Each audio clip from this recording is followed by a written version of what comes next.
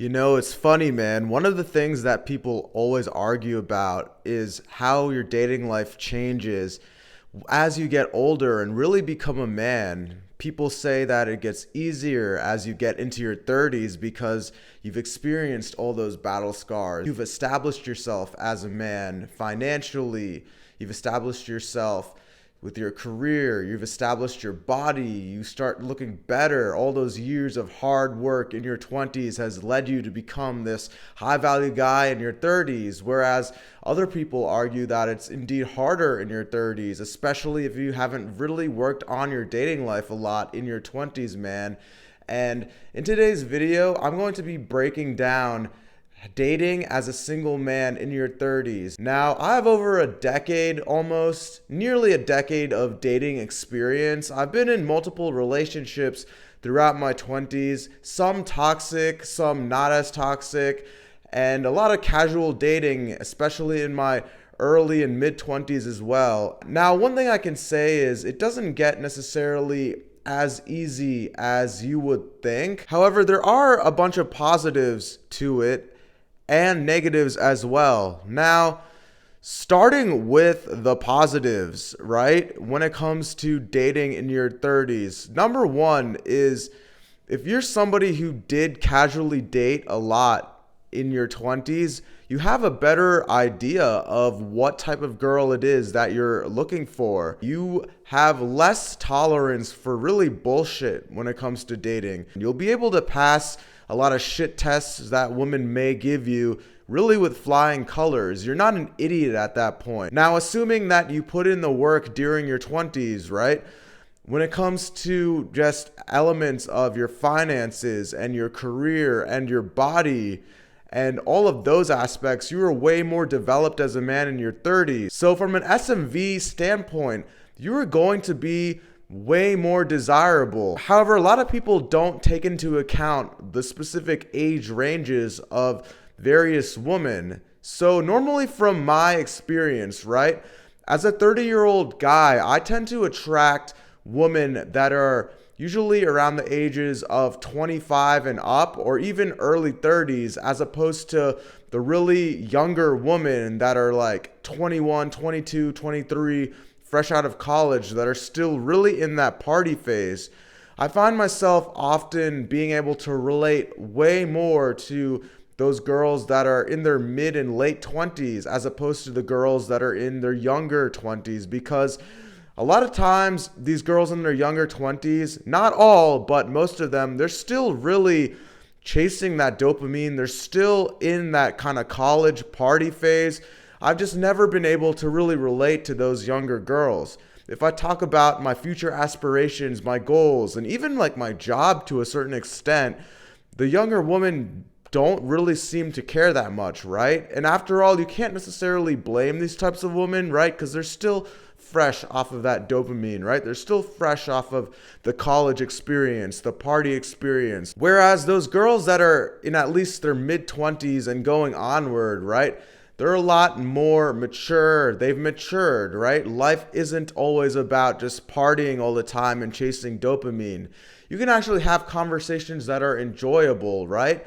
A lot of times I find that younger girls, it's very predictable. You know, their weekends are going to be filled with, going out or trying to travel somewhere, just always chasing fun all the time. Whereas, women that are a bit older, right, in their mid-20s, late 20s, early 30s, they have more of a tolerance when it comes to understanding a man's life who's busy, a man who's on their purpose, as opposed to the younger women who just are still very immature. As a 30-year-old man, when it comes to lifestyle, right, when it comes to relatability in terms of lifestyle, you just naturally are going to be vibing a lot more with women who are in at least their mid-20s range and going onward, right? A lot of people in the red pill community talk about how, date younger women, date women who are in their younger 20s. They haven't, had a lot of toxic relationships yet, right? They haven't probably had a lot of partners yet if they're younger. However, the downside is that they're still very immature, right?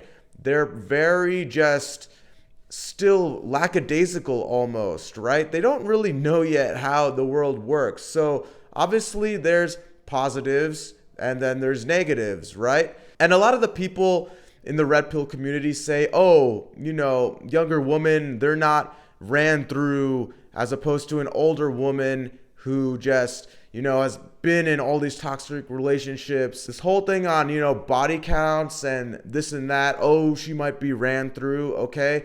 At the end of the day, no one actually knows the truth. Nobody actually knows the truth except the person themselves, man. And going on to, the attraction, right? The type of woman that you may attract when it comes to being a single guy in your 30s. A lot of people like to say this notion about, six packs, six figs, 6 feet. And I can say this, man, as a 30-year-old guy who has reached that benchmark of 6 figs, who has reached that benchmark of, 6 foot tall, around that range, as a guy who has about 12 to 13% body fat, right? Even with all the criteria checked, right? Even as a guy who's entered his prime, his male advantage, right? A guy who can carry out decent conversations, a guy who's confident. Even with all that being checked, man, I'm not going to sit here and lie to you. I'm not going to be like dating super easy still, right? There are good things. I have a lot more to offer compared to the younger guy, right? I have my life more so together compared to the younger 20-year-old dude that's still living at his mom's house or taking shots at the bar. There are a lot of positives, but for me to sit here and say, oh, dating's significantly easier once you hit 30 years old, that's still not necessarily true.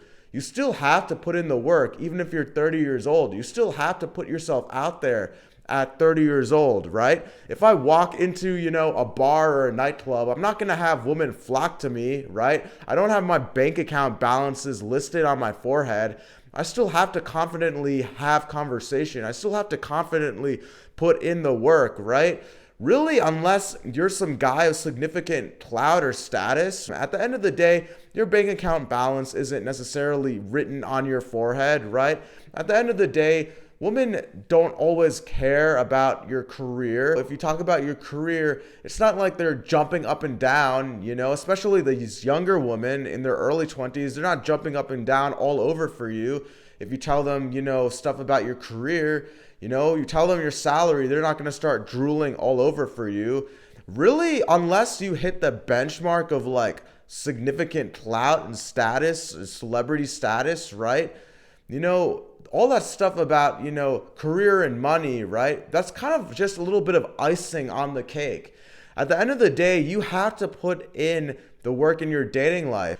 If anything, dating in your 30s, right, it's still going to require work. In addition to that, there's a lot more pressure, honestly, in your 30s as opposed to dating in your 20s. If you're a single guy in your 30s, a lot of people in your family, a lot of people in your friend groups, right, they tend to just ask you, why you're still single. Even from parents, right, family ties, they ask you, why you're still single. A lot of people might even look down at you if you're still a single guy in your 30s, thinking that something's wrong with you, why you're still single, why aren't you in a relationship yet? It's the question of why aren't you married yet? Those questions tend to arise a lot more, especially if you're in your 30s, man. So it's not always the smoothest thing. In addition, right, there are still other ways that dating can be harder in your 30s. Obviously, the whole thing of time is a factor, a lot of pressure on you. But in addition to that, the whole thing with social circle, right? Social circle, when you're a younger guy in your 20s, you have more ties to a social circle, right?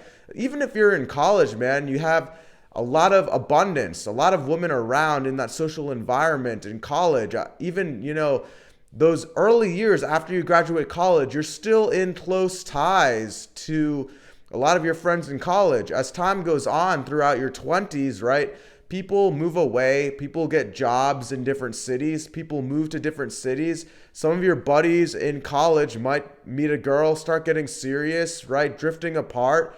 People move away, people start to kind of cut ties. Your social groups in your 20s really evolve and change, right? A lot of people aren't even friends with the people that they hung out with college anymore once they grow into their 20s, getting into their 30s, especially if you get like a job in a new city, right? Moving to new cities. When it comes to dating in your 30s, man, you're going to have to put in a lot of effort.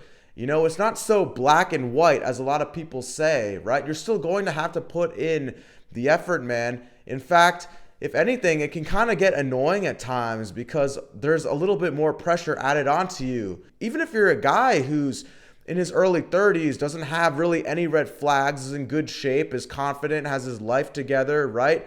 Even when you're on a date with a lot of women, in a way, there are some women out there that even look at it as a red flag that, wow, something has to be off with this guy. He's 30 years old, he's 32 years old, has his life together, he's confident, can carry out a conversation.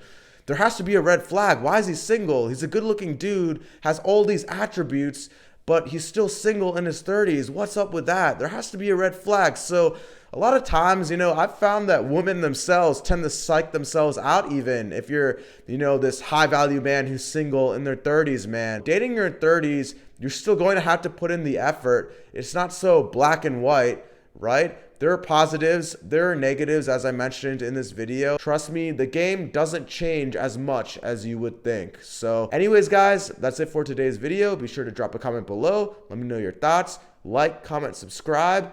And as always, I'll catch you all in the next video. Peace.